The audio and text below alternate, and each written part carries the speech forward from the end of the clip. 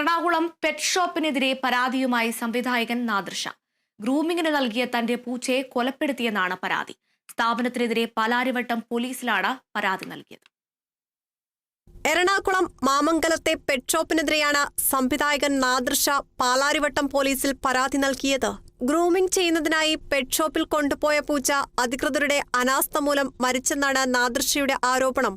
സംഭവവുമായി ബന്ധപ്പെട്ട് ആശുപത്രിയെ വിമർശിച്ചുള്ള പോസ്റ്റും നാദിർഷ ഫേസ്ബുക്കിൽ പങ്കുവച്ചു. പൂച്ചയുടെ കഴുത്തിൽ ചരട് വലിച്ചു കൊണ്ടുപോകുന്നത് മകൾ കണ്ടു.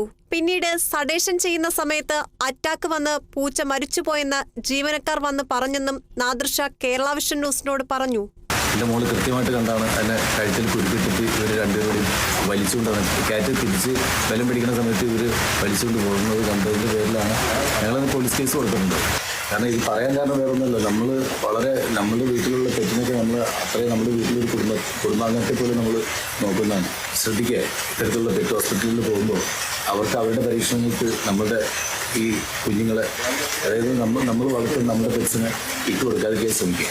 എന്നാൽ ഞങ്ങളുടെ ഭാഗത്തുനിന്ന് വീഴ്ച സംഭവിച്ചിട്ടില്ല എന്നാണ് ആശുപത്രി നൽകിയ വിശദീകരണം. പരാതിയിൽ അന്വേഷണം നടത്തുകയാണെന്നും കേസെടുത്തിട്ടില്ലെന്നും പാലാരിവട്ടം പോലീസും വ്യക്തമാക്കി. Kerala vision news, Kochi.